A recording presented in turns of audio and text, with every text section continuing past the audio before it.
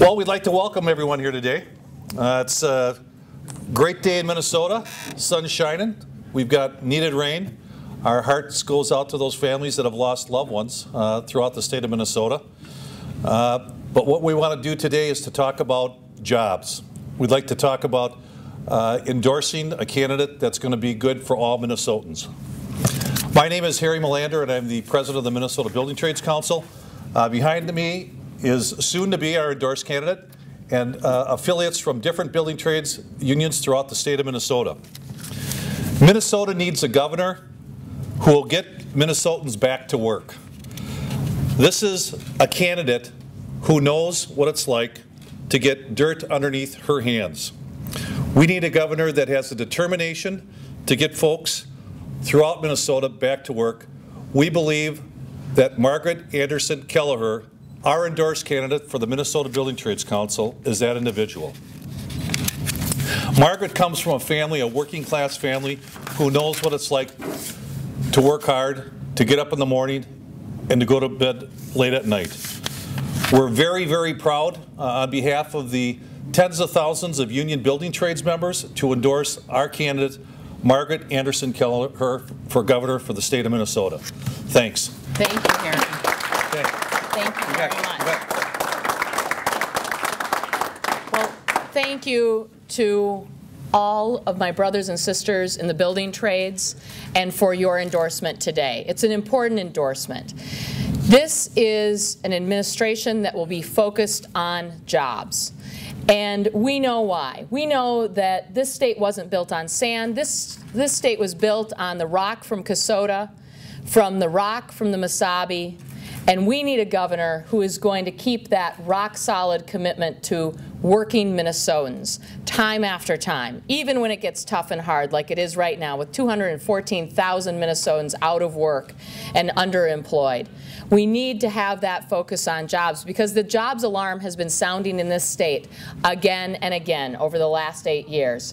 And we've had a governor who rolls over and hits the snooze button time and time again. We need a governor who wakes up in the morning and goes to work on behalf of Minnesotans.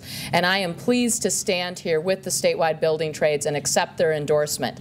The plan that I've laid out for jobs will put the men and women behind me back to work and their members and more Minnesotans. This is about a better economy, about better jobs in Minnesota. It's about Mari, who I met this week at the 49ers training site, a partnership with Summit Academy. When I climbed up on the haul truck with Mari this week to see how she was liking her training, driving that big haul truck loaded with gravel, she told me it was one of the most exciting things that she's ever done. And what was she most excited about? She came to Summit Academy to get training in carpentry, which is a great skill as well. But she really got intrigued when she learned that she could be possibly an operating engineer. She's studied hard, she's done well, and when I climbed up in the haul truck, I said, Mari, what do you like most about it? And she said, Margaret, I love that for my family, I'm going to have a career. I'm not just going to have a job, I'm going to have a career. And that's what we're talking about here in Minnesota, is making sure that we have good paying jobs, more of them to put the 214,000 Minnesotans back to work, and Minnesotans like Mari, who needs a job and a better career. It's also, when I was in the cab with Mari, I told her about my family background, about nearly losing our family farm to foreclosure, and how hard we had to work. I promised her I will never forget where I came from. I'm going to stand up and wake up every day and remember who I'm fighting for. I'm fighting for working Minnesotans who need good jobs, a great education, and good health care. And that is what I'm going to keep doing time and time again. So I am pleased to accept the endorsement of the statewide building trades and pleased to be with you here today. And I think we could take some questions, Harry. Yeah, we'll take a few questions if you'd like. Mr. Melander, what comes with this endorsement? What will your union do? Support. Come back in front of Support. We've got close to 40,000 members, and between now and the primary, we're going to do our darndest to move Margaret to the next phase of this gubernatorial campaign. And to add on to that, this brings to total 250,000 working Minnesotans who are backing the campaign. And we believe in the campaign, and I believe that is very significant in this August primary. Speaker Kelliher, have you gotten any indication from the AFL-CIO since early in the week that they might reconsider prior to the primary? Maybe I'll let you handle that. No, we went through a process at the AFL-CIO, and for whatever reason, it didn't turn out obviously the way that we intended it to. But we're moving ahead and going to continue to focus on August and then into November. So that's a decision that won't be revisited? You'll have to talk that up with the AFL-CIO. You were in the room. What was the vote? I couldn't tell you exactly what, but obviously it wasn't enough to get us to where we had to go. But it was awful, awful close. If the speaker does not win the primary in August, what does that say about what unions can deliver? I mean, because you said there's turning out for working Minnesotans. What does that mean about turning out folks to the polls? You know, I'm going to answer that question, you know, after the primary. But I believe that we're going to forge forward. We've got a huge number of people throughout the state of Minnesota that's going to move Margaret through the primary and into victory in November. You said this brings support. Do you mean just volunteer, or does it bring money too? We're going to do both. Can you give us an idea of how much in both? That's really kind of a thing we deal with internally, but we're going to get Margaret to where she has to go. How hampered is the coalition of unions supporting Speaker Kelliher because you don't have the labor-to-labor united work together? Can you coordinate all your work for her? Raise money, all that kind of stuff? You know, we're here on behalf of building trades, unionized building or construction trades workers throughout the state of Minnesota. Our organized effort is going to be working very closely with the campaign and those other labor organizations that have already gotten on board. And we believe with our additional support, we're going to just give Margaret that much more momentum into November. What are some examples of positions she's taken in the past that you've appreciated it?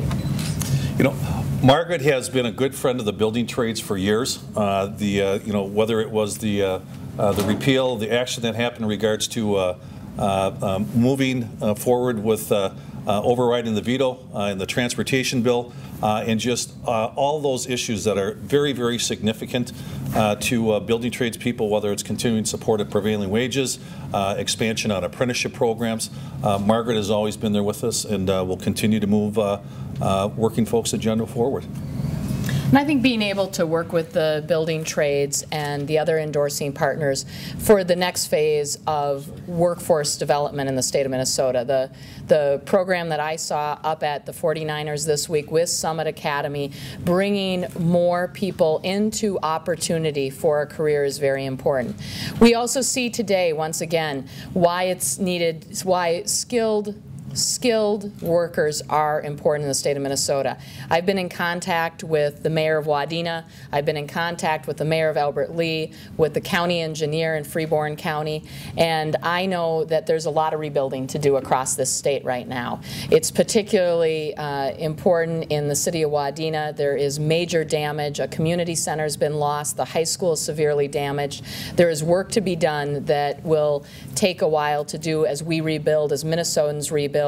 And so we need to be responsive in times of emergency and also in times when we can rebuild our infrastructure. And that's a strong commitment that I have made to the people of Minnesota. We need to rebuild our roads and bridges. We need to rebuild our wastewater infrastructure across the state. We need to rebuild our labs and classrooms in Minnesota and make sure our parks and trails are up to the safety and what we want them to be. So these are important things in times of emergency, but it's even better when we can plan forward and have a good, strong infrastructure in place. Speaker Kelliher, on the point of the disaster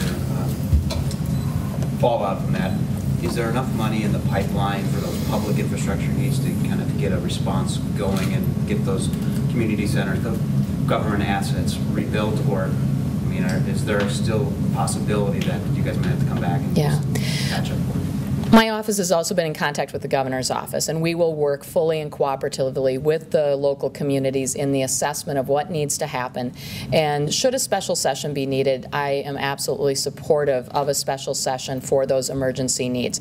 It's unclear right now what will be needed. There is very likely, I've been in contact with Colin Peterson's office as well, and so the assessment will happen for the federal declaration, and then we'll see how much is needed after that. We have done some very good work in the last few years to make sure disaster preparedness in the state of Minnesota is in better shape.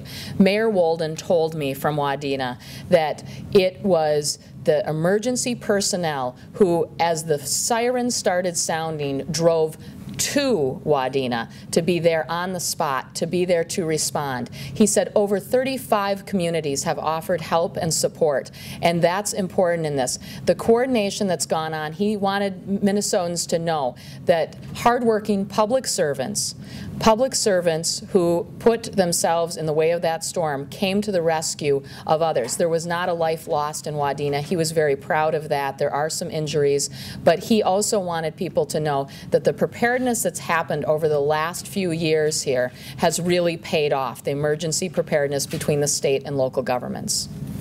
Okay, one more question. Do you have any?